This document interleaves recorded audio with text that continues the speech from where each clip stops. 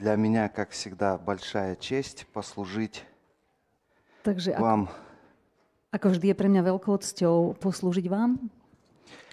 И давайте начнем с книги пророка Иеремии.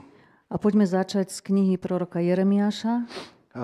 Там в 23 главе, 29 стих он говорит: 23:29 on hovorí: «Слово мое не подобно ли огню, и не подобно ли молоту, разбивающему скалу?» Či nie je moje slovo ako oheň a ako kladivo, ktoré rozráža skalu? Сегодня я так хочу чуть-чуть с вами диалог вести. Вы не против? Chcem s vami viesť nejaký dialog dnes. Nie ste proti? Как вы думаете, о какой скале идет речь? Čo myslíte, o akej skale sa tu hovorí?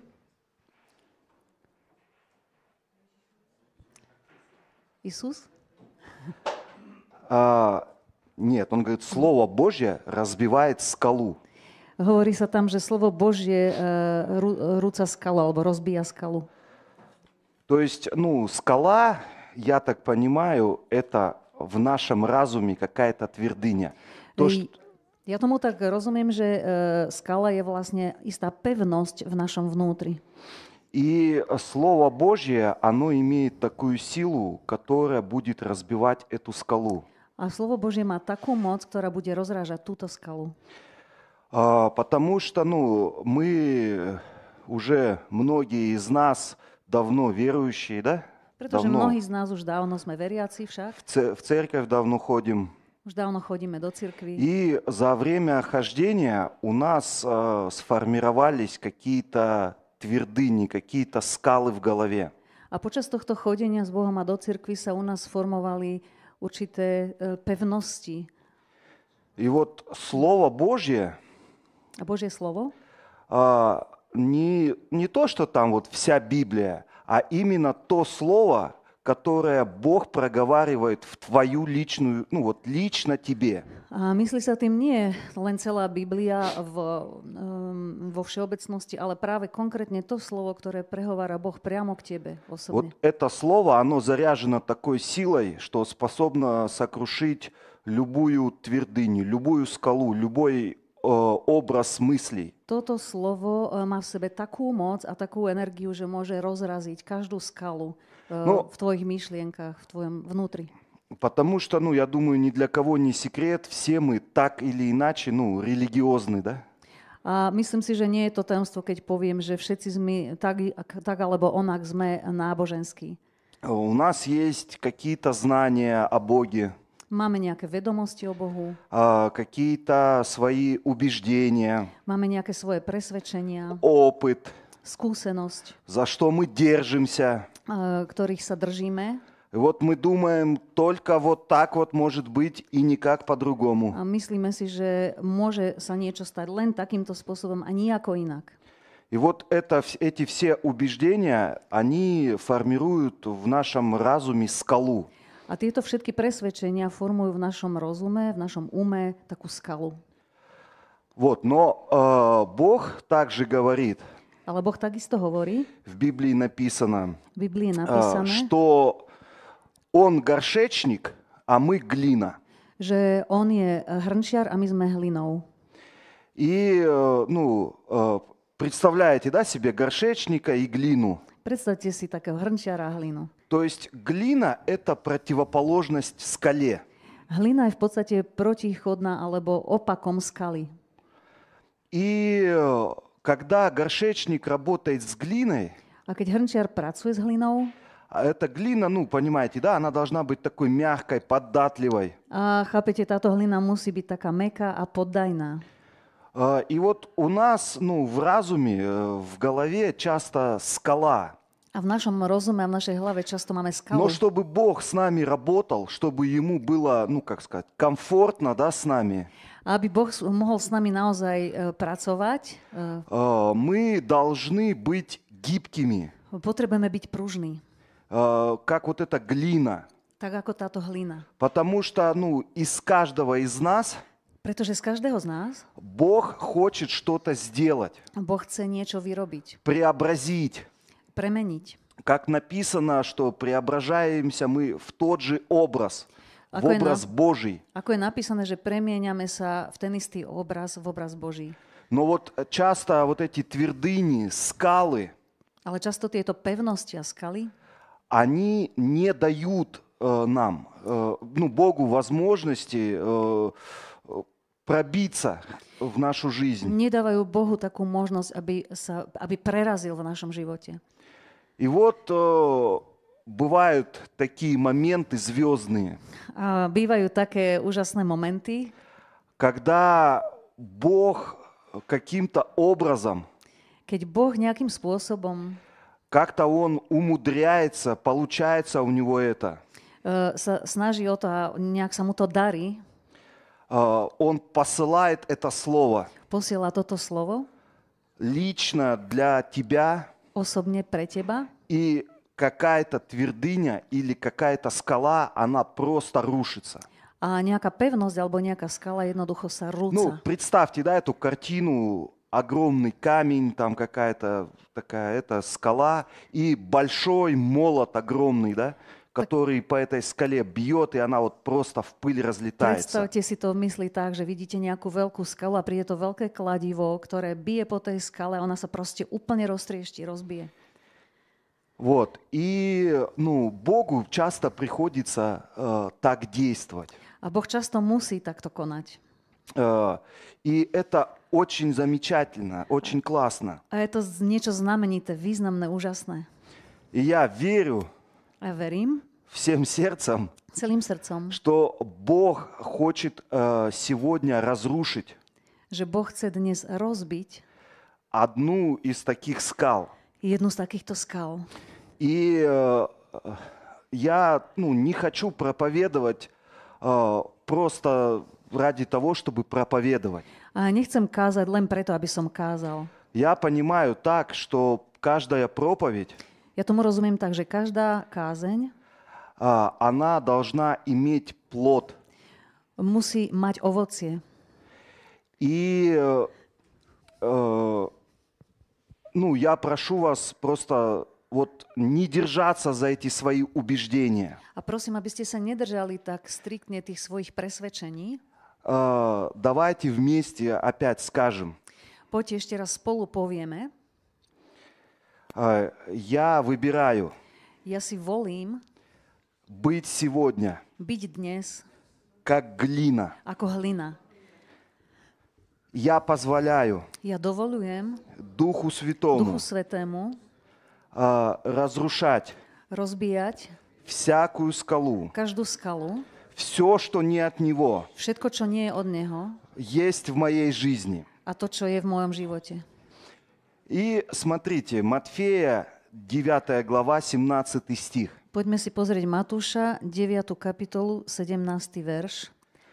Иисус там говорит, Ježiš tu hovorí, я полностью прочитаю, да, потом уже переведете. «Не наливают вина нового в мехи старые, иначе порвутся мехи, и вино выльется, и мехи пропадут, но вино новое надо наливать в мехи новые. И так сохранится и то, и другое».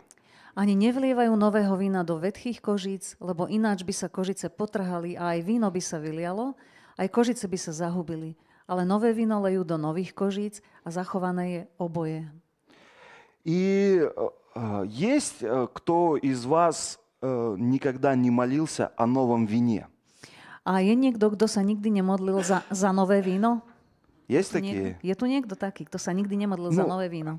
Я думаю, что все мы молились, все мы хотим этого обновления, Ja si myslím, že všetci sme sa tak modlili a všetci chceme toto obnovenie. чтобы Бог, написано, что Он всегда творит все новое.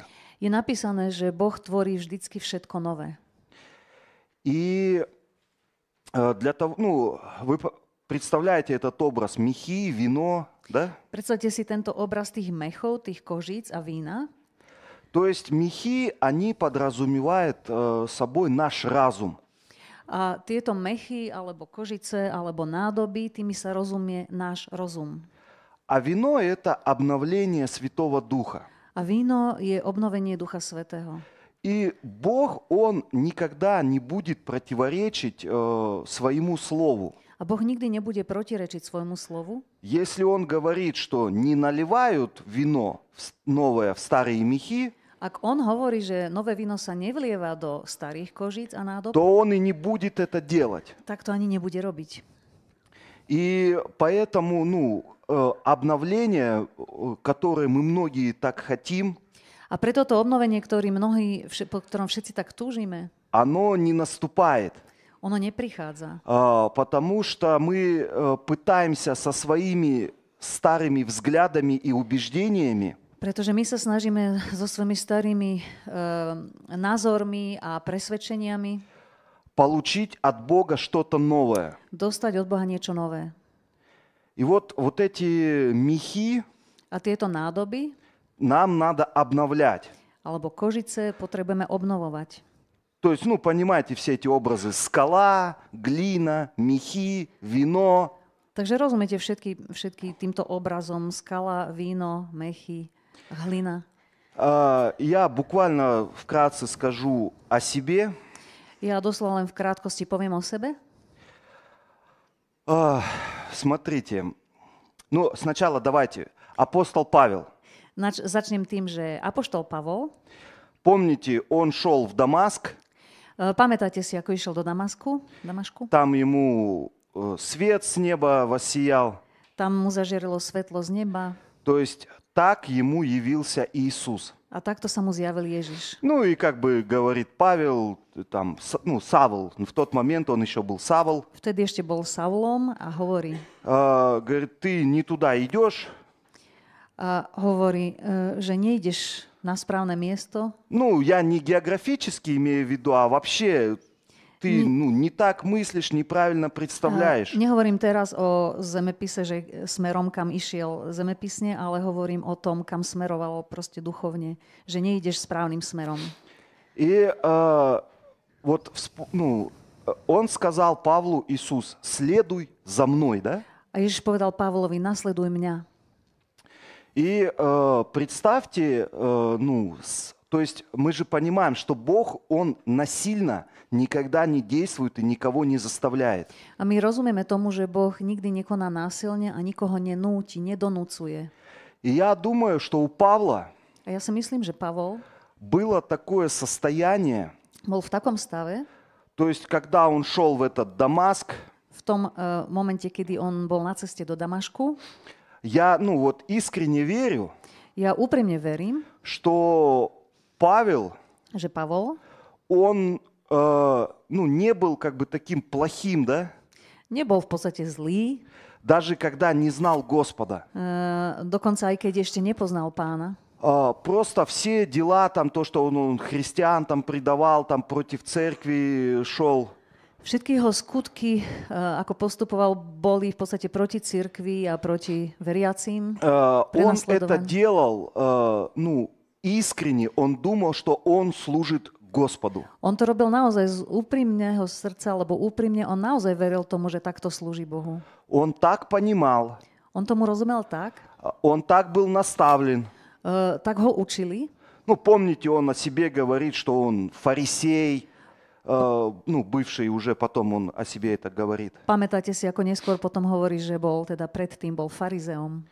И я думаю, что все равно Павел, A myslím, že tak či tak Pavol, он мучился от всего, ему это было неприятно. Он испытывал какой-то внутренний дискомфорт. a on sa určite trápil, že v podstate vnútorne mu to bolo niečo nepríjemné, že pociťoval niečo, že nie je v poriadku.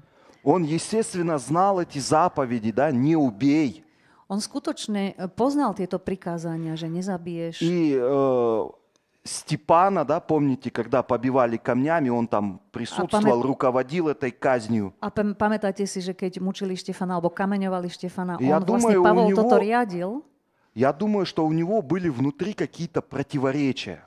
Ja si myslím, že vnútri mal nejaké protirečenstvo alebo že mu to niečo mu nepasovalo. И он задавал эти вопросы Богу. A zadával tieto otázky Bohu. Что, как. Čo a ako.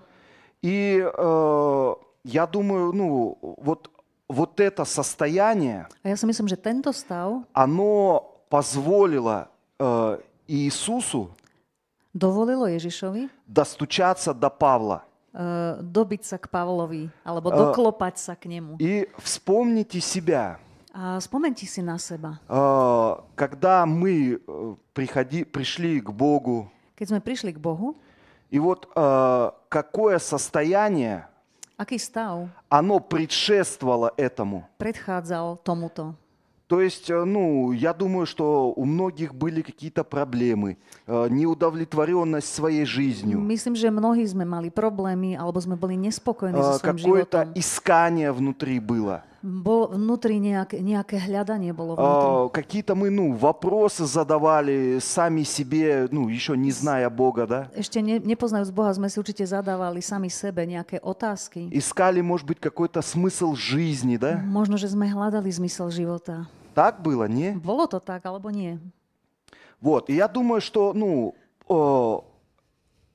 в этот момент также мы вот этим вот исканием, да, мы открываем дверь, вот этими вопросами. A ja si myslím, že v tomto momente týmito otázkami a týmto hľadaním my sami tiež otvárame nejaké dvere. И Бог в этот момент, Он, проскальзывает в эту чуть-чуть приоткрытую дверь. A keď tak len trošku pootvoríme tie dvere, tak Boh môže nimi vlastne touto štrbinkou nejak vsklznúť a naozaj aj to robí, že vchádza touto štrbinou Но otvorených dverí. смотрите, те люди, которых все устраивает, A pozrite sa, tí ľudia, ktorí sú so všetkým spokojní, в их жизни все нормально, v ich živote je všetko v poriadku, они довольны своей жизнью. oni sú spokojní so svojím životom. Я про неверующих, да, сейчас говорю. Hovorím teraz o neveriacich. Богу очень сложно, да, достучаться до таких. K týmto ľuďom je Bohu veľmi ťažko sa dobiť alebo dopracovať k nim. Кто проповедовал Евангелие таким людям, знают, понимают, о чем я говорю. Tým, ktorí kážu evanjelium, tí rozumejú, o čom hovorím. И вот у меня вопрос.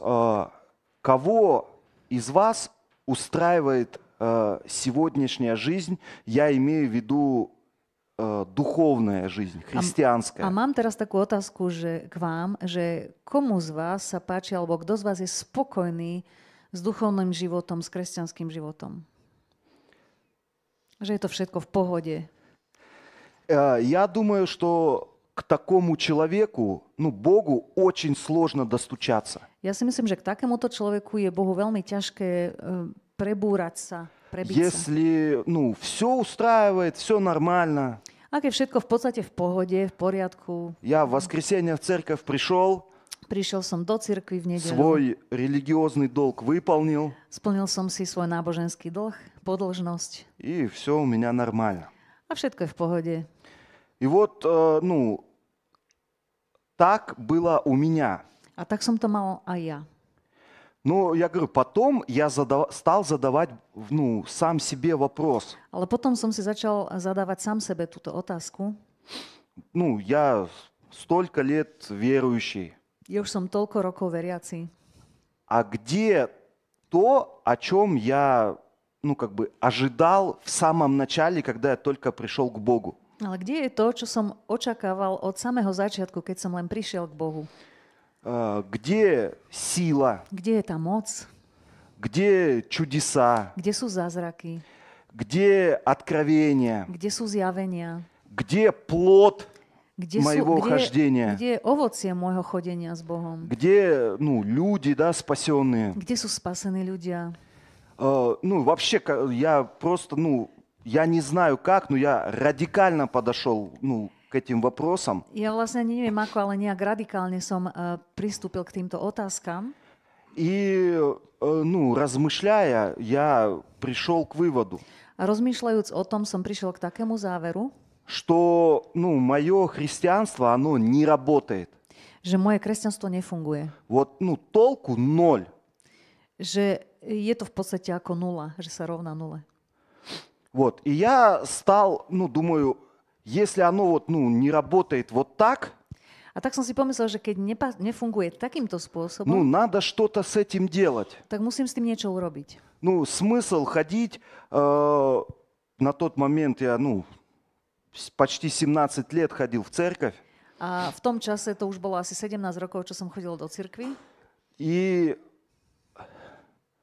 ходить для того, чтобы мое место в церкви не было пустым. A teda som si zadala otázku, že má to vôbec nejaký zmysel chodiť do cirkvi preto iba, aby moje miesto nezostalo prázdne? Понимаете, да, нету в этом никакого смысла. Chápete, v tomto nie je žiadny zmysel. И я решил A tak som sa rozhodol пересмотреть, полностью все. spraviť si takú akoby inventúru, že všetko si preveriť, všetko si ešte raz prejsť.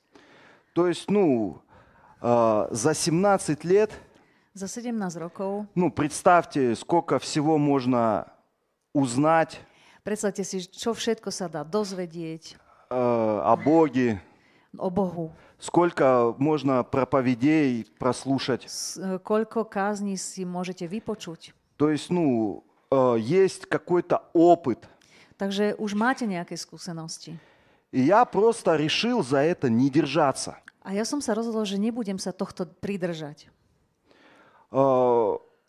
Потому что, я говорю, должно быть, чтобы новое вино, Pretože hovorím o tom, že aby bolo nové víno, aby prišlo nové víno, новые мехи должны быть. musia byť aj tie nové mechy, kožice alebo nádoby na to víno. Иначе мехи просто разорвет. Inak sa tie mechy proste potrhajú. Потому что новое вино, Pretože nové víno оно, не такое безобидное. nie je také, ktoré nič nespôsobí. Оно бродит, оно играет. Ono burlí alebo hrá sa, bublá. И, мехи могут не выдержать. A tie mechy to môžu nevydržať. И, вино прольется, мехи порвутся. A teda víno sa vyleje a mechy sa potrhajú. И я просто к чему это все рассказываю. A na čo to všetko hovorím? Я хочу, чтобы вы пришли Chcem, aby ste vy в это prišli состояние сейчас, do tohto stavu teraz, чтобы Богу aby Bohu, не было препятствий. aby Boh nemal žiadne prekážky. И смотрите, давайте пойдем куда? A poďte, Евангелие pozrime от sa Матфея, 3 глава. na Matúša, Evangelium podľa Matúša, 3. kapitola. То есть это, по сути, самое начало Je to v podstate úplný začiatok 3. Нового kapitoly. Завета, да? Nového zákona, novej zmluvy, je to začiatok. И был такой чудак A bol taký podivný človek, Иоанн. Ján. Он, помните, в пустыню пошел. Pamätáte si, že išiel na púšť? Вы, просто подумайте об этом. Пошел в пустыню, Predstavte si to úplne, že prišiel do púšte, na púšť, чтобы проповедовать. aby tam kázal. То есть проповедники, они обычно идут там, где люди. Viete, lebo kazatelia väčšinou alebo obyčajne chodia tam, kde sú nejakí ľudia. Но этот, ненормальный A tento divný, nenormálny, пошел в пустыню. išiel do púšte. И каким-то образом A nejakým spôsobom люди к нему приходили. ľudia začali k nemu prichádzať. Как-то они о нем узнавали. Nejakým spôsobom sa o ňom dozvedali. И они там собрались в этой пустыне. A tak sa tam zhromažili na tejto púšti. И Иоанн говорит, A Ján hovorí, покайтесь, kajajte sa, činte pokanie, ибо приблизилось Царство Небесное. lebo sa priblížilo nebeské kráľovstvo. И смотрите, что такое покаяние? Давайте разберемся, да? A tak poďme si rozobrať, čo vlastne znamená to pokánie.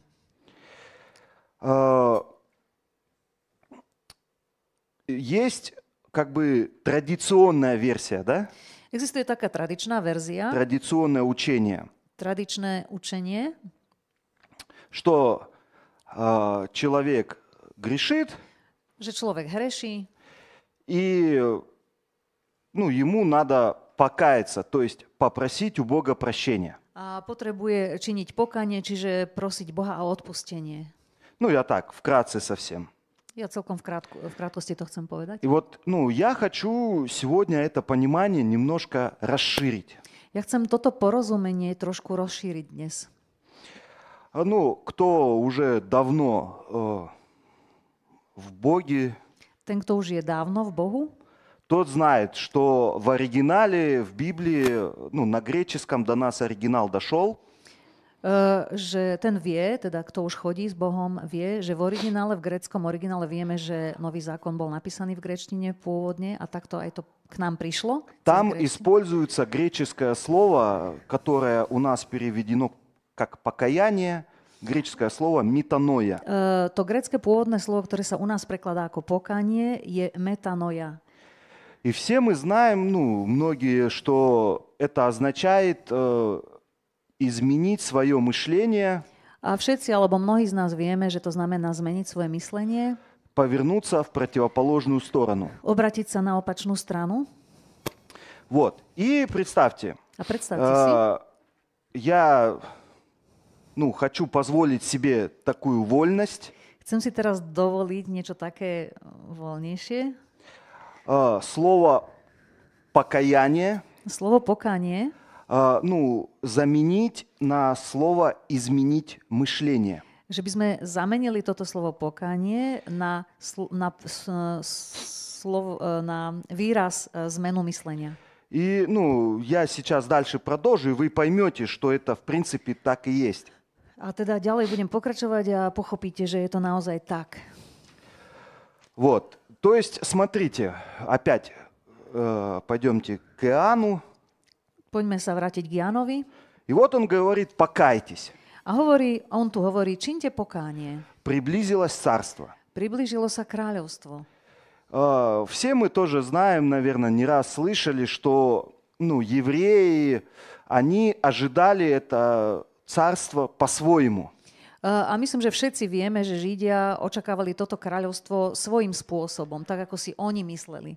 То есть они, читали какие-то пророчества в Старом Завете и знали, что придет Божье царство. Oni čítali proroctva v starej zmluve a vedeli, že príde Božie kráľovstvo.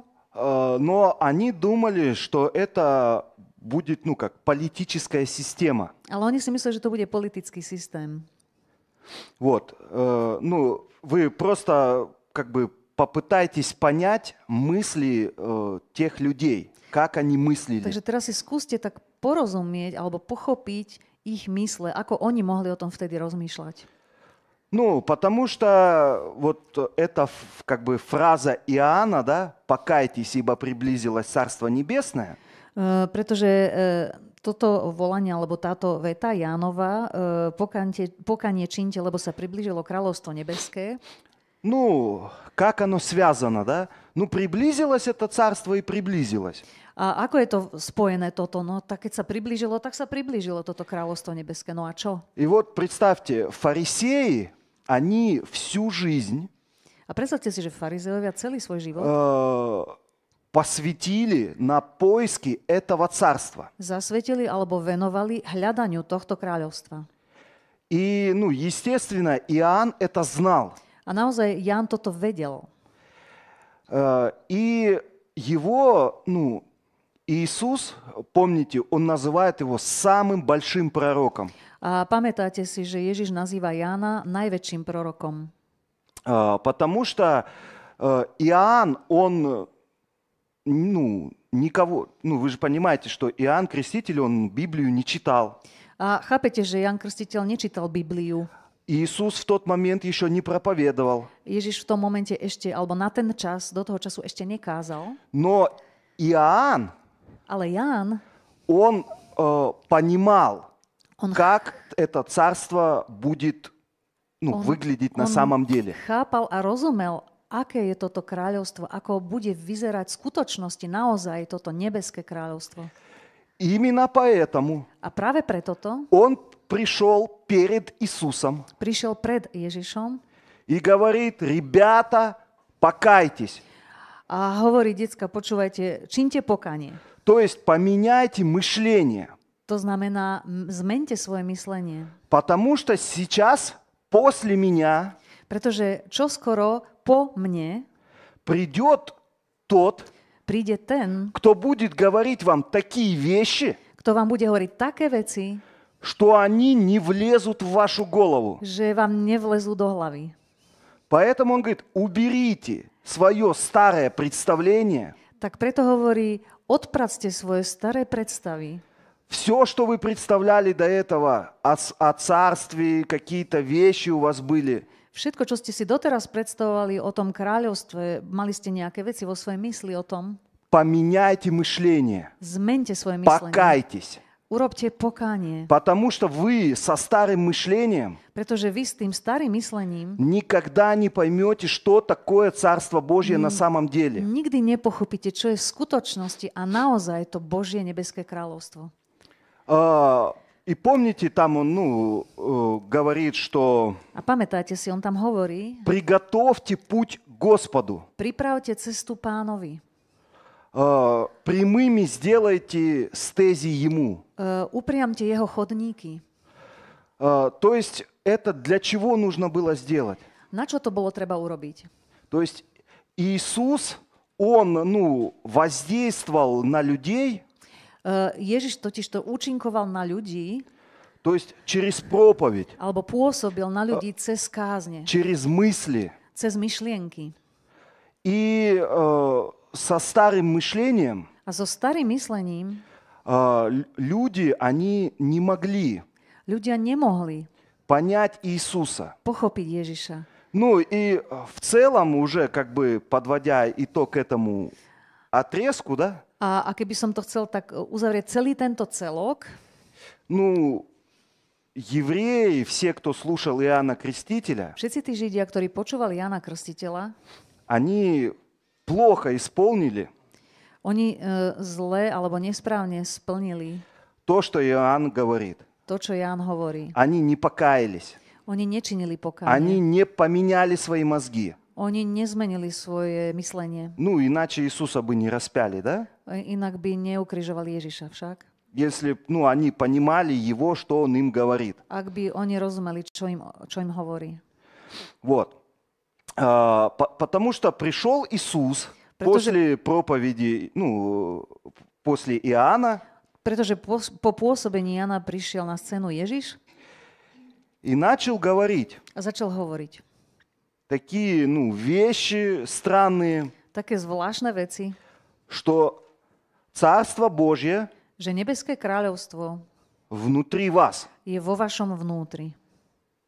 Они, я думаю, такие зависли, загрузились. Oni asi úplne zostali úplne z toho mimo, hej? Že zamrzli. Как это, что это, где внутри Že нас? čo, ako to môže byť? Kde vnútri, v našom vnútri to ako? Я говорю, вы представьте мысли людей того времени, как вот они, эти Proste chcem, aby фарисеи ste si думали. tak predstavili, že v tom období, ako ľudia zmýšľali, farizeovia. Дальше Иисус говорит, не придет это царство приметным образом. A ďalej hovorí Ježiš, že toto kráľovstvo nepríde... Akým obrazom? Kde je to? Приметным. Pozorovaním. И не скажут, что оно там или здесь. A nemôžu povedať, alebo nepovedia, že aha, tam je kráľovstvo Božie, alebo tu je kráľovstvo toho Božie. И вот именно для этого A práve preto был послан Иоанн bol poslaný Ján перед Иисусом, pred Ježišom, чтобы учить людей, aby učil ľudí говорить им, чтобы они покаялись. a hovoriť im, aby činili То есть, я pokánie. говорю, поменяли мозги. To znamená, aby si zmenili myslenie. Он говорит, я еще раз это повторю, говорит, поменяйте свои мозги. Ešte raz to zopakujem, zmente svoje myslenie, Не svoj mozog, влезет оно вам в голову. pretože vám to nevlezie do hlavy. То, что будет проповедовать To, čo bude kázať тот, который придет после ten, меня. ktorý príde po mne. И дальше там написано, A ďalej je tam napísané, что возле корней лежит секира. že sekera je priložená ku koreňu.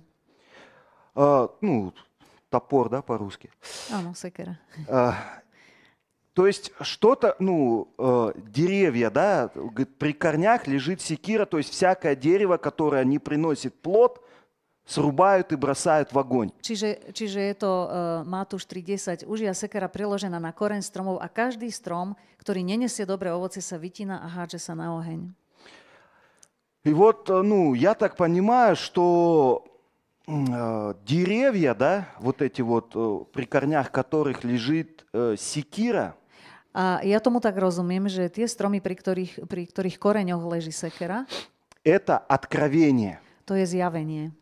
То есть фарисеи, люди того времени, они имели свои откровения о Боге, свои понимания. To znamená, že ľudia toho času, alebo tej doby, mali svoje chápanie písma a všetkého. И вот Иисус говорит, толку от этого, если нету, A Ježiš hovorí, že keď toto neprináša nejaké плод, да, ovocie, то надо это все срубить, tak treba to vyrúbať. надо это удалять. Treba to proste upratať preč, odpratať. Откуда? Odkiaľ? Из своей головы. Zo svojej hlavy. То есть, если, твое понимание Ak tvoje porozumenie alebo chápanie не приносит пользы, neprináša žiadneho úžitku, проанализируй. preanalýzuj si to. И, если надо, удаляй. A keď treba, tak odprac. Я говорю, мы за многие вещи держимся, вцепились и не отпускаем. Ja hovorím, že my sa mnohých vecí pridržáme a tak sme k ním naviazaní a nechceme ich pustiť. Мы думаем, что правильно вот так и никак по-другому. A myslíme si, že správne je to len takto, ako si ja myslím, a nijako ináč to nemôže byť. Но, опять же, Иисус пришел, Ale Ježiš prišiel и давай им говорить новые вещи. a začal im zrazu hovoriť úplne nové veci. Матфея 5 глава, Matúš 5, 5. kapitola, с 33 стиха. od 33. verša. Я буду частями зачитывать, потом это переводите. Вы слышали, что сказано древним, не приступай к клятвы. А я говорю вам, не клянитесь вовсе. Да будет у вас да-да, нет-нет. Opäť ste počuli, že bolo povedané starým, nebudeš krivo prisahať, ale dodržíš Pánovi svoju prísahu. Ale ja vám hovorím, aby ste vôbec neprisahali ani na nebo, lebo je trónom Božím, ani na zem, lebo je podnožou nôh jeho, ani na Jeruzalém, lebo je mestom toho veľkého kráľa. A nech je vaše áno, áno a vaše nie, nie. То есть, до Иисуса можно было клясться, можно было там это, да? Takže dovtedy sa dalo prisahať, Но Иисус говорит, а я теперь вам говорю, ale Ježiš hovorí, ale ja vám teraz hovorím, не надо, не клянитесь вообще, да? vôbec neprisahajte. То есть, поменяйте мышление. To znamená, že zmente myslenie. То есть, опять он им говорит, по сути, он им говорит, покайтесь. V podstate im hovorí týmto, že čínte pokánie. Дальше опять. А ďalej? Вы слышали, что сказано древним, око за око. A ďalej hovorí, že počuli ste, že bolo kedysi povedané oko za oko. То есть, у них были такие заповеди, да? Proste oni mali takéto prikázania. Так они мыслили. Takýmto spôsobom То rozmýšľali. есть, как с тобой поступают, так и ты To поступай. znamená, že tak ako s tebou jednajú, tak aj ty jednaj s druhými. Но сейчас, говорит, по-другому. Ale teraz už hovorí, už to bude inak. Говорит, не протився злому. Hovorí, neprotivte sa zlému. Ударили в правую щеку, подставь в левую, да? Kto ťa udrie po pravom líci, nastav mu druhé. Дальше. A ďalej. Опять он их меняет, их понимание, их взгляды, их мышление. A znova mení ich názory, ich myslenie. Вы слышали, что сказано? Люби ближнего и ненавидь врага. Počuli ste, že bolo povedané, miluj blížneho svojho a nenáviď svojho nepriateľa. И опять он говорит, а я говорю вам, теперь вот так. Ale ja vám hovorím, hovorí Ježiš, ale teraz to bude inak. Любите врагов, Milujte svojich nepriateľov, молитесь за обижающих, гонящих. modlite sa za tých, ktorí vás nenávidia, prenasledujú a protivia sa vám. То есть вот им Иисус говорит, новый формат. A Ježiš im dáva taký nový formát. Дальше Ďalej, про покаяние. o pokání. Деяние, 17 глава, Skutky 17. kapitola с 22 стиха. od 22. verša. Там описывается история, Tam sa opisuje príbeh, что Павел пришел в Афины, že Pavel prišiel do Atén и что-то там им собрался проповедовать. a proste sa prichystal na to, aby im začal niečo kázať. И вот стал посреди Ареопага. A tak sa postavil uprostred Areopágu. Я погуглил, что это такое. Ja som si vygooglil, čo to je, čo to znamená. Ареопаг – это холм в Афинах. Areopag je vlastne taký kopec v Ну, Atenách. может быть, кто не знает. Просто я раньше думал, что это какое-то здание наподобие какого-нибудь там амфитеатра. Ja to hovorím len preto, že možno si niekto pomyslel, ja som si to predtým myslel, že to je nejaká budova alebo nejaký amfiteáter. И там вот эти афиняне собирались. A že tam sa nejak zhromažďovali títo Atenčania. Вот. И написано, что их любимым занятием, времяпровождением было послушать что-то новенькое. A je tam napísané, že ich takým akože obľúbenou činnosťou bolo sa zhromaždiť a popočúvať si nejaké nové správy, niečo nové. Ну, у многих христиан Mnohí kresťania они как бы заражены тем же самым. sú nastavení takto isto. Любят послушать что-то новенькое. Radi počúvajú niečo nové. Но я говорю не о них, там, тех, которые, да, а о нас. Ja hovorím nie o tých, ktorí tam boli, ale hovorím o nás. Что, ну, есть у нас такое что-то любопытное, что-то новенькое. A že máme nejaké veci, na ktoré sme zvedaví, ktoré chceme sa dozvedieť, niečo také nové, zaujímavé. Какой-то новый проповедник. Nejaký nový kazateľ. Но вот, ну, как бы просто то, что я сегодня, ну, скажу вам, Ale to, čo vám dnes poviem, поразмышляйте над этим. porozmýšľajte nad tým. Может быть, ну, там, в течение недели. Možno počas budúceho týždňa. Помолитесь. Pomodlite sa. Ну, я говорю, потому что если вы подойдете к этому с правильным отношением, с правильным сердцем, Hovorím to preto, že ak k tomuto pristúpite so správnym nastavením srdca, ну, для многих это будет благословением. pre mnohých to bude požehnaním. Вот. И Павел им там пришел на этот холм, где они собирались. A Pavol prišiel na tento kopec, kde I sa tam zhromažďovali. Ну, собирались всякие философы, поэты, там просто были- кому делать нечего. Tam sa zhromaždili rôzni spisovatelia, básnici, proste takí ľudia, ktorí nemali čo robiť. И вот Павел начал им проповедовать. A Pavol im začal kázať. Туда, кстати, допускались только мужчины. A Na этот холм. mimochodom na tento kopec mohli ísť, alebo bolo dovolené chodiť len mužom. Ну, я чуть-чуть по-своему интерпретирую слова Павла. Je to trošku ináč interpretujem tie slova Pavla И вот он, ну, начинает им говорить. a hovorí, То začína есть, im ну, hovoriť. мужики, говорит, я вижу, что вы набожные, Hovorí, mužovia Ateňania, ja podľa všetko vidím, že ste nábožní ľudia. я там тут у вас ходил, осматривал окрестности Ja som už pochodil tuto po okolí, popozeral som si to tu. и увидел у вас памятник неведомому Богу, A videl som u vás pomník neznámemu Bohu. которого вы, говорит, не знаете, A ktorého vy nepoznáte, hovorí ну, Pavol, как-то его почитаете. ale si ho ctíte. И вот, говорит, об этом Боге я хочу вам рассказать. A hovorí, a o tomto Bohu ja vám chcem trošku porozprávať. Вот. И он им говорит, A on im hovorí, что Бог, сотворивший мир и все, что в нем, a hovorím, že Boh, ktorý stvoril celý svet a všetko, čo v ňom je, ну, опять же, понимаете, афиняне там у них были свои боги греческие и так далее. A chápete, že Ateniania, oni mali svojich gréckych bohov, celý Там у pantón них bohov. всякие там Зевсы, Аполлоны, Афины были. Áno, Zeus, Apollon, Atena, rôzni ďalší bohovia.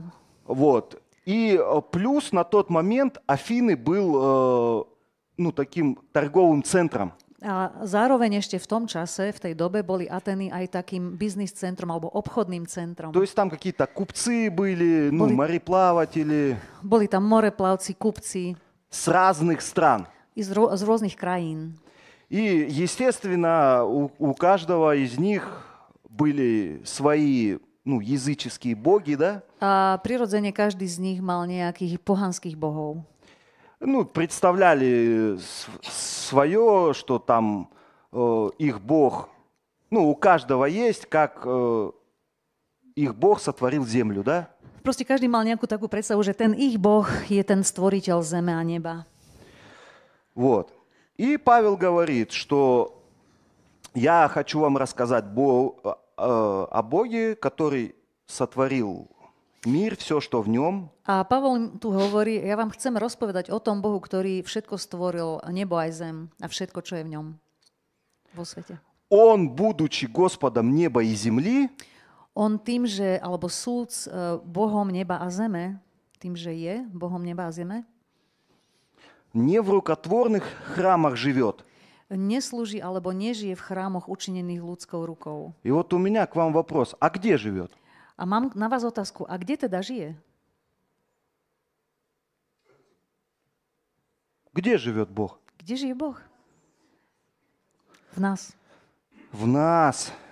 Аллилуйя. Halelúja, v nás. Тут, параллельно давайте перейдем, да, Павел, 1 Коринфянам 6:16. Poďme paralelne na 1. Korinťanom 6:16. Ибо вы храм Бога. Áno, ale 1. Korinťanom 6:16. A u nás je to asi iný verš. Moment. Áno. No.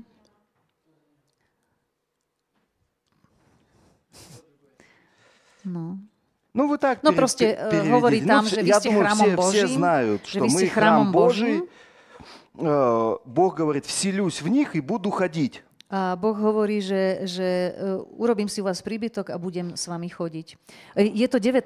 verš, alebo či neviete, že vaše telo je chrámom Ducha Svätého, ktorý je vo vás? Nie? 19 верш это следующий. Но это у нас, что вы храм Божий. 2 Коринфянам, наверное, 6. Ага. Я извиняюсь. Aha, tak druhý наверное, Korinťanom, tak невнимательно. pardon, 2. Korinťanom 6:16.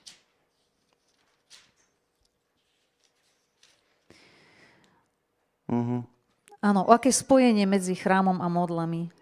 A my sme predsa chrám Boha živého, ako povedal Boh. Prebývať budem v nich a prechádzať sa a budem im Bohom a oni mi budú ľudom. Дальше тоже, да, вот 6:19. A takisto В 1 Коринфянам. zase v 1. Korinťanov 6:19. Не знаете ли, что тело ваше храм Святого Духа? Áno, čiže teraz 1. Korinťanom 6:19, alebo či neviete, že vaše telo je chrámom Ducha Svätého, Который в вас. ktorý je vo vás. Смотрите, я не знаю, как у вас, Ja síce neviem, ako je to u vás, но у меня, ale u mňa, я, естественно, все эти стихи знал, что мы храм, что Бог живет в нас. ja som tieto verše veľmi dobre poznal, prirodzene, že my sme chrám Boží a že Boh žije v nás.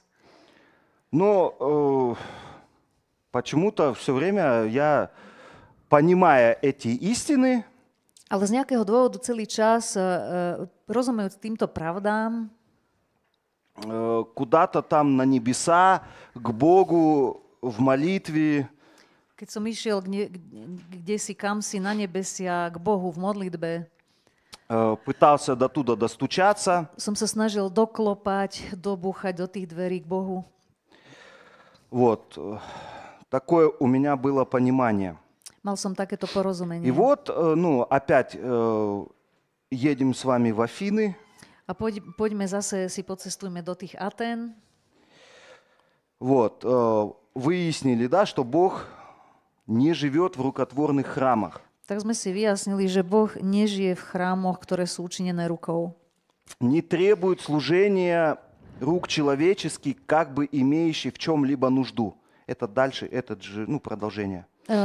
To je z tých skutkov 17 od 22., ale tam ďalej, že proste Boh nepotrebuje nejakú rukou učinenú budovu alebo chrám, kde by prebýval.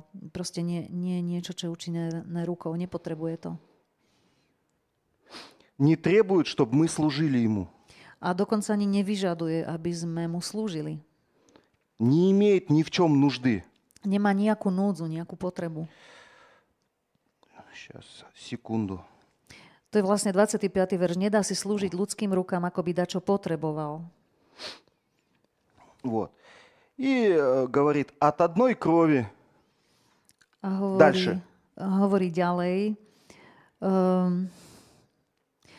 On urobil z jednej krvi Весь род человеческий všetky pokolenia ľudské, для обитания по всему лицу земли, aby obývali celý povrch zeme и так далее. a tak ďalej. To je 26. verš. Мгм.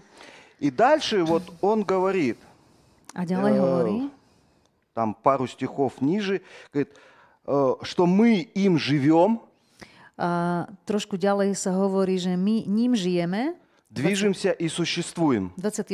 verš, lebo ním žijeme, hýbeme sa a trváme, alebo existujeme. То есть, подумайте, он говорит это неверующим людям, Predstavte si, alebo porozmýšľate nad tým, že toto on hovorí neveriacim ľuďom. что Бог, Že Boh, что люди живут, движутся и существуют. že ľudia žijú, hýbu sa a existujú. От обратного. Пойдем теперь от обратного. A poďme teraz z opačnej strany. То есть, если бы Бога не было в людях, Takže keby Boh nebol v ľuďoch, мы бы не жили, nežili by sme, не двигались, nehýbali by sme sa не существовали. a neexistovali by sme. И говорит дальше, мы его род. A ďalej hovorí, že my sme jeho rod. Boží rod. Вот. То есть, род, я так понимаю, это, потомство. A ja to chápem tak, že to je ako potomstvo jeho. Дети Божьи. Deti Božie. И, заканчивая этот отрывок, да, то есть Павел там, эту проповедь свою, он говорит, Zakončujúc túto kázeň, Pavol hovorí, итак, мы, будучи родом Божьим, не должны думать, что божество там, оно как золото, серебро или камень. a teda hovorí tu, keďže sme teda rod Boží, nesmieme si myslieť, že božstvo je podobné zlatu, alebo striebru, alebo kameňu. То есть в то время, Čiže v tom čase, v tej dobe, в принципе, мы недалеко от них отстали v podstate или ушли вперед. v princípe sme sa od nich nedostali až tak moc ďaleko dopredu. Многие сейчас так думают. Mnohí aj dnes takto rozmýšľajú. И вот Павел все это говорит, начиная от начала вот этого проповеди, где он афинянам все это начал проповедовать.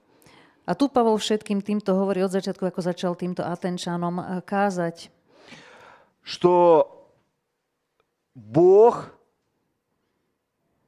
самый последний стих в этом, že Boh, to je posledný verš v tejto kázni,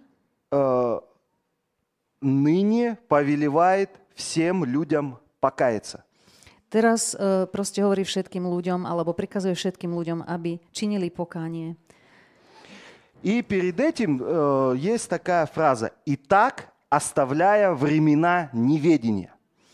A predtým je taká fráza, a tak na tieto časy nevedomosti nehľadí Boh, alebo týmto spôsobom teraz zanecháme tie časy nevedomosti. И вот, опять продолжаем. Оставляя времена неведения, Бог повелевает людям покаяться. V našom preklade je to teda, Boh tedy prehliadol časy nevedomosti, ale teraz zvestuje ľuďom všetkým všade, aby činili pokánie.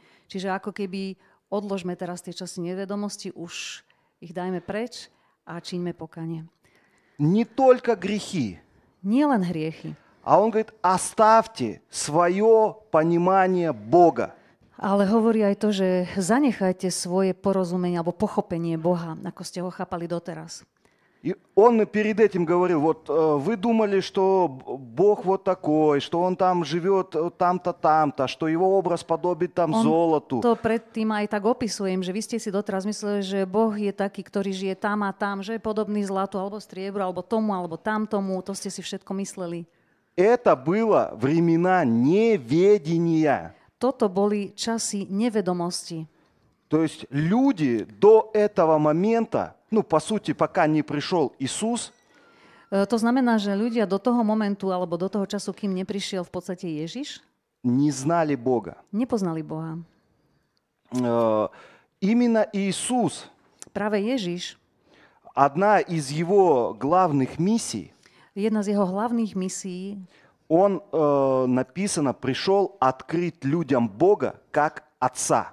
je napísané, že prišiel zjaviť ľuďom Boha ako Otca. Вот это вот и есть покаяние, A toto je pokánie. изменение мышления. Zmena myslenia. Измените в свои взгляды Zmente svoje názory на какой-то, на какие-то вещи. na nejaké veci. Вот.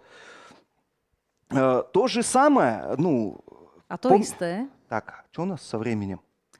aký máme čas? Интересно вообще? Или не Je vám to, устали, не je to pre устали? vás zaujímavé, alebo ste sa už ste unavení z toho? Či nie? Унавины? Nie. Nie. Ну, смотрите. Псалом 139. Žalm Так, 139. я тоже себе открою. Так. Он у меня открыт. 139 у nás, že? Náš 139. Да, ваш 139, Добре. у нас 138. Takže Žalm 139 v našej Biblii. Давид, Dávid, он в этом псалме пишет вообще интересные вещи. píše v tomto žalme veľmi zaujímavé veci. Ну, вообще я вам скажу, что Давид это вообще крутой мужик. A proste celkové vám poviem, že David to bol akože super chlapík.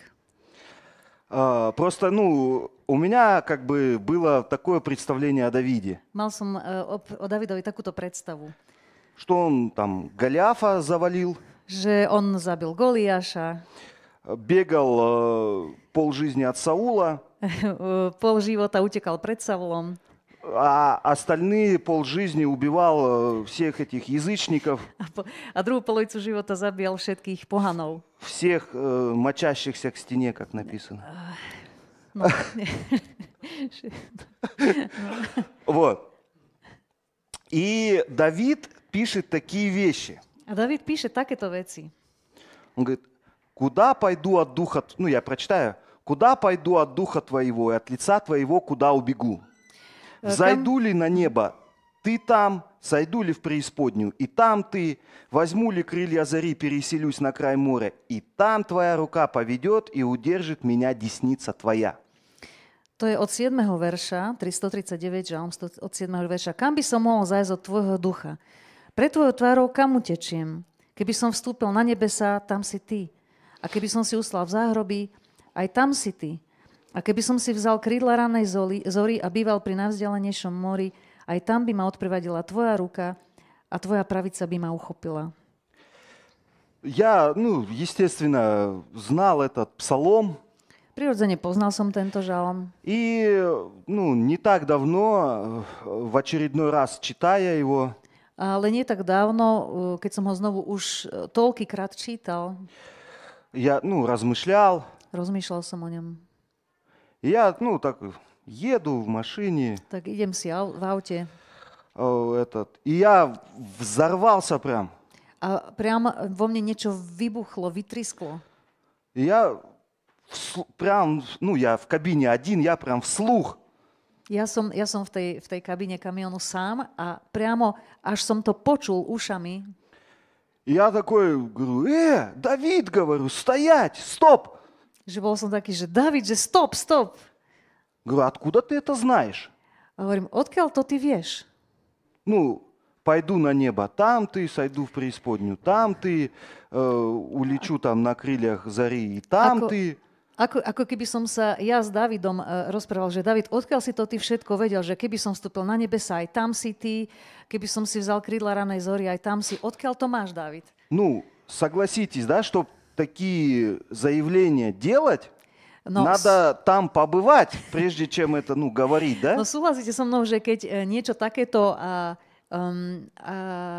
ako poviete, alebo proklamujete, alebo vyhlásite, to znamená, že predtým ste asi na tých miestach boli, máte s tým asi nejakú skúsenosť.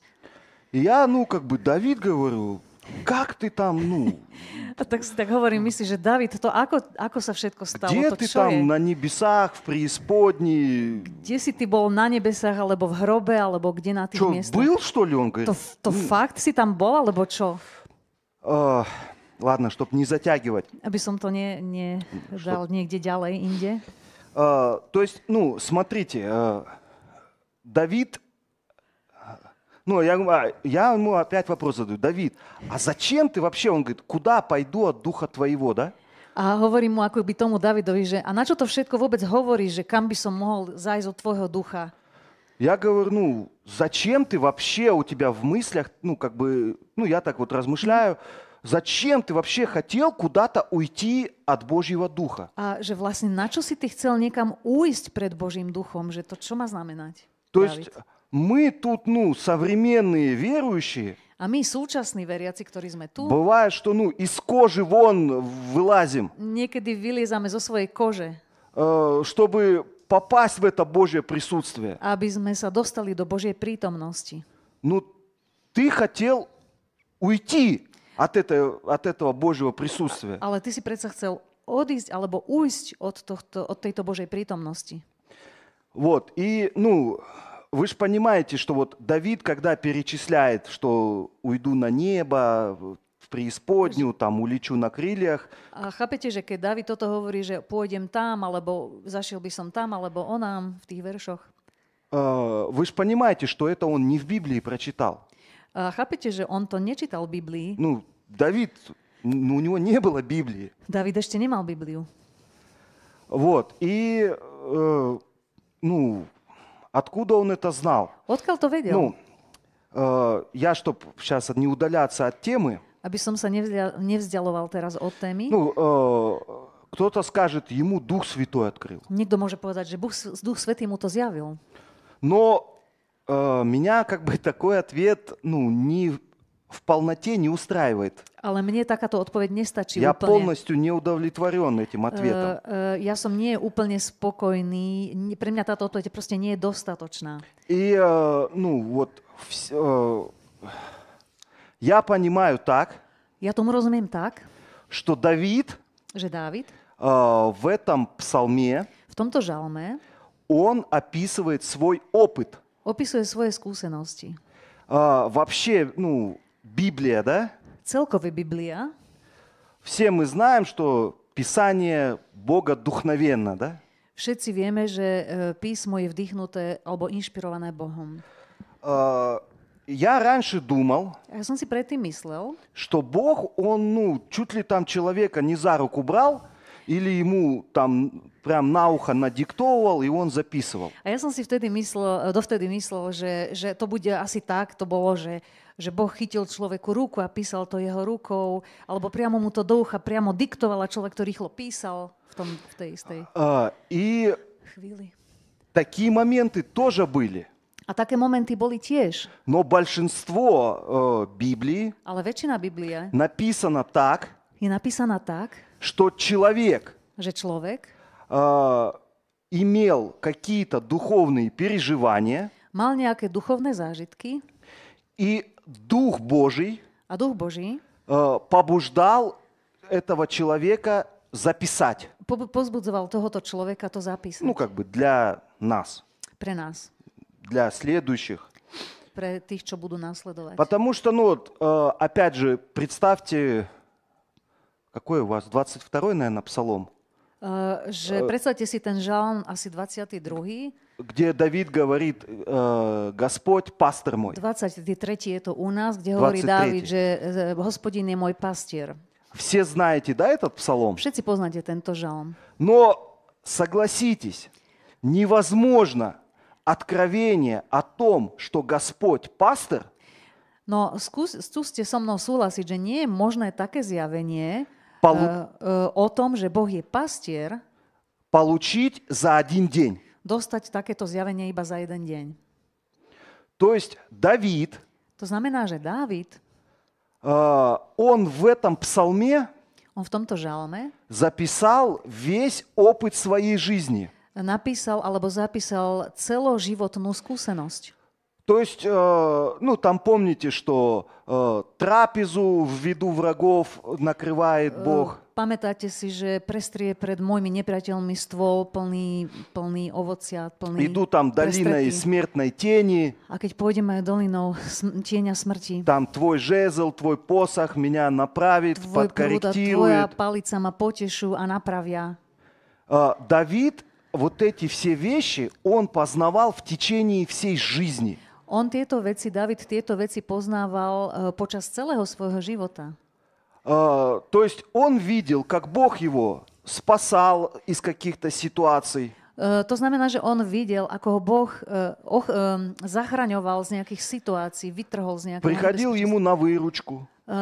prichádzal mu na pomoc, Какие-то моменты там, ну, помогал ему в делах. pomáhal mu v jeho skutkoch. И Давид, помните, он был в юности, был пастухом. A pamätáte si, že Dávid v mladosti bol pastierom. Он провел эти аналогии, параллели со своей жизнью, с жизнью этих баранов. On vlastne mohol spojiť túto analógiu so svojím vlastným životom, s tým fyzickým, keď bol ešte sám pastierom a poznal tie ovce, poznal, ako to chodí a mal tú analógiu s Bohom. И записал, A zapísal si to. что я баран, Zapísal si, že ja som ovca а Бог мой пастор. a Boh je môj pastier. Вот, ну, вот так вот это, ну, я так понимаю, писалось. A ja tomu takto rozumiem, alebo tak si to predstavím, že asi takýmto spôsobom sa to mohlo písať. Ну, понятно, что Моисей, когда писал книгу «Бытие», да, A je asi jasné, že keď Mojžiš písal knihu Genesis о сотворении мира, o stvorení sveta, ну, это было по-другому. to bolo asi trochu inak. Моисея не было в тот момент, когда там Адам ходил. Mojžiš tedy ešte nežil, keď bol na tejto zemi Adam. Вот, но многие откровения, Ale mnohé многие zjavenia вещи в Библии, a mnohé veci v Biblii они записаны вот так. sú zapísané takto. И вот у Давида в этом псалме, A David v tomto žalme, 139, о котором мы v говорили, 139. žalme, o ktorom sme hovorili, он знал, вы только, ну, что никуда я от твоего духа не уйду. že v princípe hovorí to, že od tvojho ducha sa nedá ujsť. Ja nemôžem ujsť nikam od tvojho ducha. В тот момент, A v tom momente, это, ну, сколько, там, не знаю, еще до Иисуса, там, за 1000 лет, да, ešte to bolo 1000 rokov pred Ježišom, Давид уже знал этот принцип. Dávid už poznal tento princíp. Пророчески он уже это написал. Prorocky to už zapísal. Почему он говорит, ну, куда бы я ни пошел, Prečo hovorí, Vždy, kamkoľvek hovorí. by som išiel, všade si ty. везде, говорит, ты со мною. Všade si ty so mnou. Давид знал, David vedel, что Бог живет в человеке. že Boh žije v človeku. Он понимал этот принцип. On porozumel alebo chápal tento princíp. И, ну, мы сегодня, A my dnes, ну, так с трудом tak s ťažkosťami a s к námahou, нам это залазит в голову. niekedy tak s námahou nám to dochádza vlastne, Вот. že o čom to je. Ну, это все о том, что Бог живет в нас. A to celé všetko je o tom, že Boh žije v nás. И возвращаясь к покаянию, A vrátiať sa k pokániu, вот если мы до этого думали по-другому, to znamená, že keď sme doteraz rozmýšľali inak, что Бог на небе, že Boh je niekde v nebesiach, что Дом Божий – это храм. že Boží dom je vlastne nejaký chrám. Вот Павел нам говорит, как и тем афинянам, Tak Pavol aj nám hovorí tak, ako tým Atenčanom. покайтесь, Čiňte pokánie, измените мышление. zmente svoje myslenie. То есть, если вы раньше думали, что вот так вот, To znamená, že ak ste si predtým mysleli, že je to takto, то теперь это по-другому. tak Начните teraz думать. už je to inak a začnite rozmýšľať po novom. Так, и что там последнее? А последнее Одно что? из последних. Откровение. Ešte zjavenie, 2 глава, 2. kapitola, 3-5. 3 až 5. Ну, там не, можно это место Писания, но помните послание 7 церквям. Ale pamätáte si posolstvo 7 zborom. И там везде Иисус им говорит. A všade im Ježiš hovorí, Ну, вот, допустим, в этом отрывке Откровения он говорит, вспомни, откуда там оставил ты свою первую любовь, a napríklad v tomto prvom odseku hovorí, že spomeň si, odkiaľ si vyšiel a zanechal si svoju prvú lásku. То есть он говорит, помните, я Пятый верш. до этого рассказывал об этом месте Писания, что Pamätáte о si, ja som первой predtým любви. tiež hovoril práve o tejto časti v Biblii, že spomeň si, odkiaľ si vypadol И говорит, покайся. a hovorí tu, kajaj sa. То есть опять измени мышление. Znova hovorí teda, zmeň svoje myslenie. То есть ты... Третий стих можешь? Tretí verš ešte, môžeme? Ну, чтобы понятнее было. А, То мы есть он объясняли говорит, да, контекст. ты там трудился для меня, ты там, много что делал, да? Už v 3. verši je napísané, si trpezlivý, všeli, čo si znášal, mnohé veci si už urobil, namáhal si sa, znášal si mnoho pre moje meno a neustal si. Но, говорит, плохо то, что ты забыл о своей первой любви. Ale hovorí tu, ale zle je na tom to, že ty si zabudol na svoju prvú lásku. И он говорит, вот, покайся, A hovorí, kajaj sa, вспомни, spomeň si. как было раньше, откуда ты не спал. Spomeň si, odkiaľ si vypadol, ako to bolo predtým.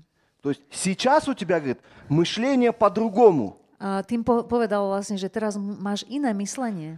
Ты зациклен, этому, он говорит, на служении, чтобы что-то для меня делать, чтобы там, это... Ty si sa tak dostal do takej pásce, zaciklil si sa v tom, že čo všetko musíš pre mňa urobiť, ako mi musíš slúžiť, ako sa Но musíš namáhať. про первую любовь ты забыл. Ale zabudol si na prvú И вот он lásku. опять им говорит, измени мышление, покайся. A potom teda hovorí znova, že kajaj sa, zmeň svoje myslenie. И во всех этих посланиях каждой церкви, там он им, похожие вещи говорит. A vlastne vo všetkých týchto listoch, tých 7 zborom, hovorí veľmi podobné veci. Мне не нравится, говорит, у тебя то-то и то-то. Hovorí tam napríklad, u teba sa mi nepáči toto a toto. Покайся. Čiň pokánie. По-другому. Znova, teda Измени inak. мышление. Zmeň svoje myslenie. И смотрите, все знают, да, чат GPT.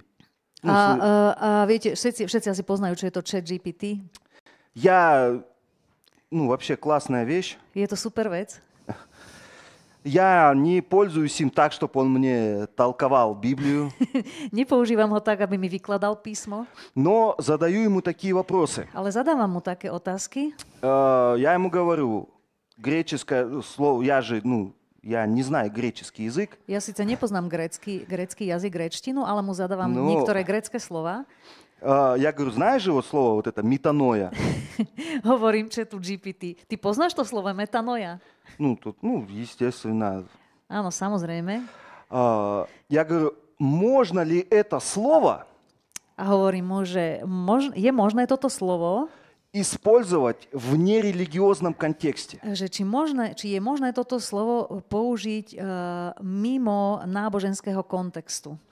Потому что у нас это слово покаяние, оно звучит, как религиозно, да? Pretože pre nás slovo pokánie znie tak nábožensky. И он говорит, да, можно. A on hovorí, áno, samozrejme, je to možné. То есть, я говорю, если я скажу человеку, какому-то обращусь на греческом языке и скажу ему, передумай. To znamená, že keby som sa obratil k nejakému človeku Grékovi a povedal by som mu toto slovo, tak by som vlastne povedal, že rozmysli si to, premysli si to. Ну, могу я так сказать или нет? A teda môžem to tak povedať, alebo nie?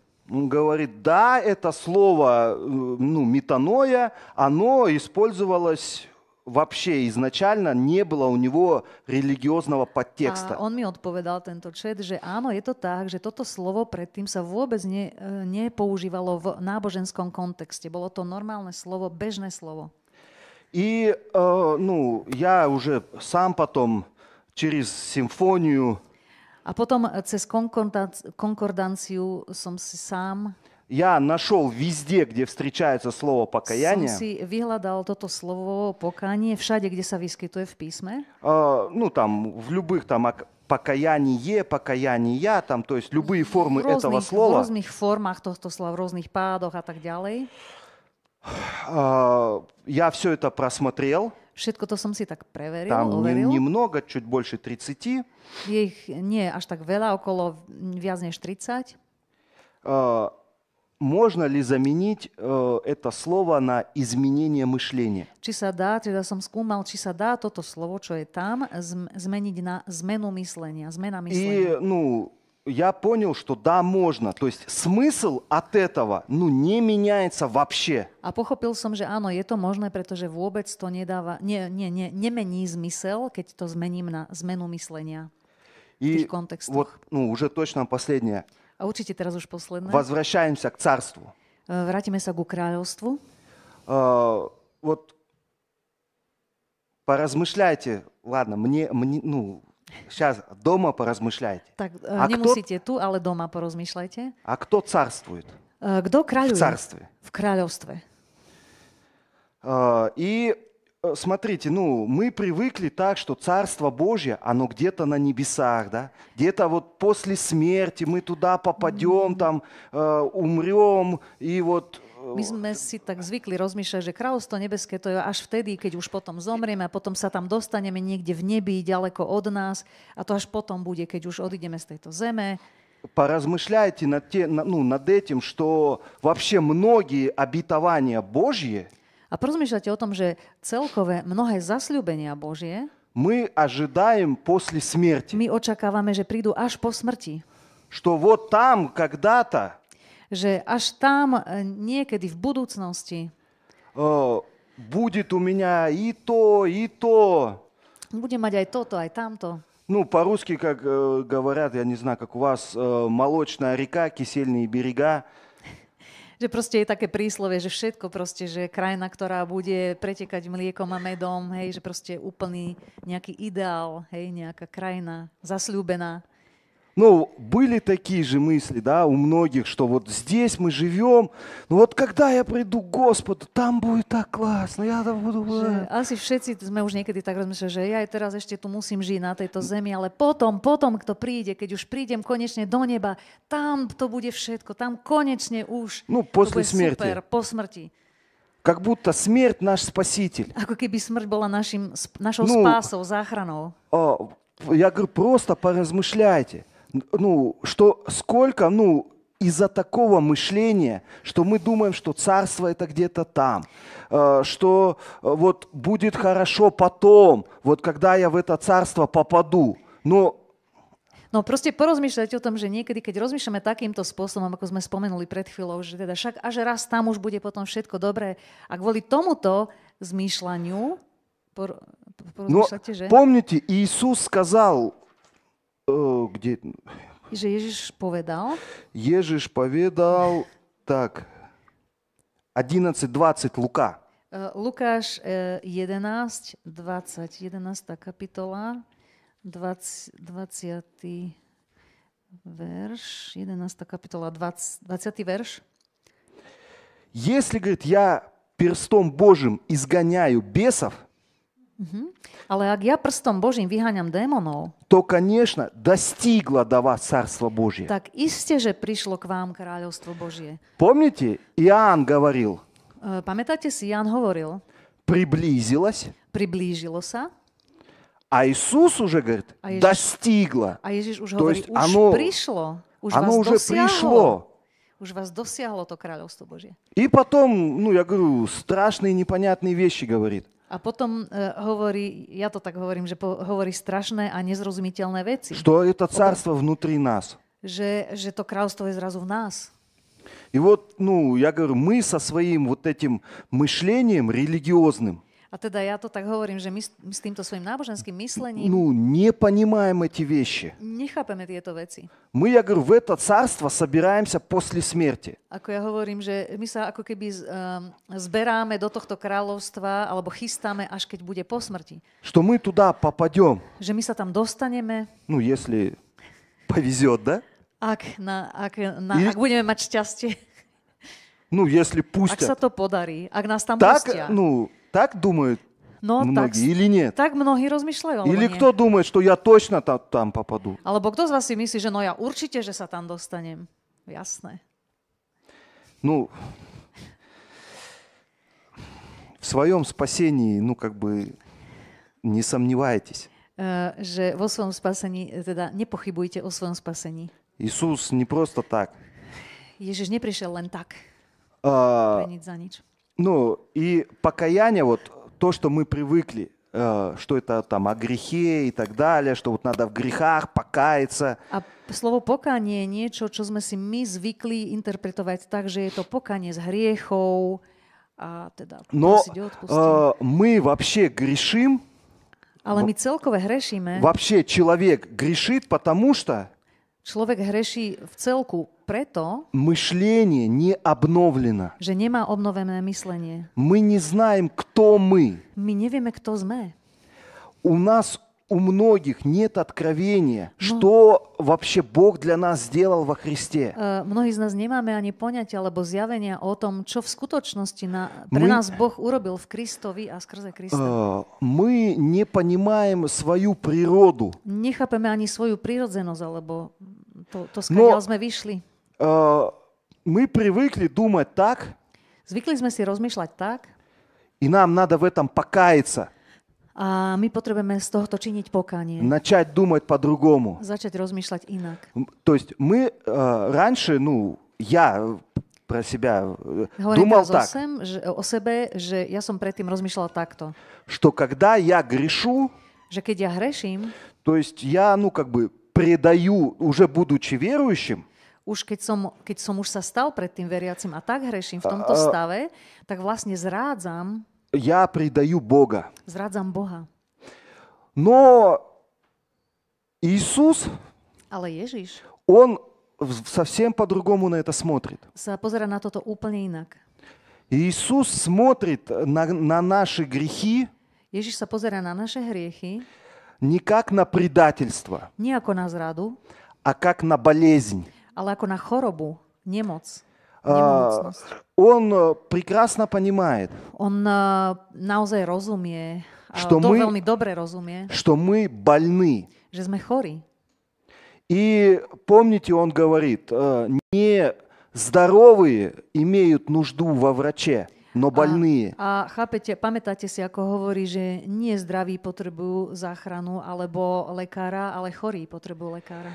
И, то есть, когда мы To znamená, keď my познаем Бога, poznávame Boha познаем себя, a poznávame seba, познаем свою природу, poznávame svoju то prirodzenosť, есть потихоньку, таким образом, tak pomaličky, krok za krokom, takýmto spôsobom, через это познание skrze toto poznávanie, мы выздоравливаем. my sa vlastne uzdravujeme.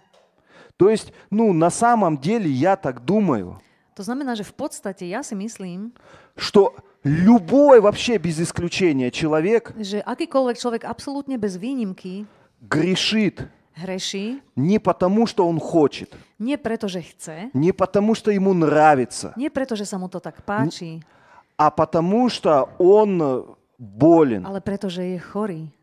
У него мозги, On má mozog, ну, работают неправильно. jeho mozog funguje alebo pracuje nesprávne. Он, ну, естественно, не знает, кто он во Христе Иисусе, кто он по своей природе. A skutočne on nerozumie a nevie, kým je v Kristovi, kým je vo svojej podstate. Многие мы, думаем, неважно, верующий, неверующий, что мы имеем правильный взгляд Mnohí, či sme veriaci alebo neveriaci, si myslíme, že my máme ten správny názor на какие-то na вещи. nejaké veci. Но если бы мы имели правильный взгляд, правильное понимание, правильное, разумение, кто мы вообще такие, Ale ja hovorím, že ak by sme naozaj mali to správne porozumie, správny názor, správny pohľad na to, kto by sme naozaj v skutočnosti, какова наша природа, aká je tá naša prirodzenosť что Бог наш Отец, a podstata, že Boh je našim otcom, что мы не от Адама произошли, že my nie sme potomkovia Adama, но написано Иисус, второй Адам. ale je napísané, že Ježiš je druhý И Adam. мы духом нашим A my sme našim duchom, происходим от Него. my pochádzame z Neho, z Ježiša. Наш духовный человек Náš duchovný človek рожден от Бога, je zrodený z не Boha, от папы с мамой. nie od rodičov, Вот nie z rodičov. тогда мы, вот эти вещи, когда нам начинает открываться, что наша природа, Keď nám to začína byť zjavené, že naša prirodzenosť alebo naša podstata, я говорю про дух, hovorím teraz o duchu, duchovnej podstate, что мы не от Адама. že my nie sme z Adama. Мы думали, я так думал, Ja som si tak myslel, что я от Адама, и вот по плоти, то есть, я вот грешу. ja som si tak predtým tak rozmýšľal takým spôsobom, že keďže som z Adama, tak preto aj hreším. Может быть, кто-то из вас тоже так думал. Lebo teda, čo sa týka telesnej oblasti, že podľa tela som akoby z Adama. A možno, že aj vy ste tak rozmýšľali. Опять же, покайтесь. Tak znova hovorím, kajajte sa, Измените мышление. zmente svoje myslenie, Перестаньте думать. prestaňte rozmýšľať. Помните, Иисус говорит, Pamätáte si, Ježiš hovorí, отцом себе никого не называйте. nenazývajte nikoho pre seba otcom, Потому что один у вас отец. pretože máte iba jedného otca. Вы от него произошли. A vy ste z neho vyšli, z neho pochádzate. От него родились. Z neho ste sa zrodili. Перестаньте считать, A prestaňte si myslieť, что вы грешники. že ste hriešnici. От Бога может родиться Z Boha sa môže zrodiť niečo? примерно так. No, približne tak. Могу еще долго говорить. Ešte dlho by som всё. hovoril, ale asi skončím. Давайте заканчивать. Tak zakončíme to teraz.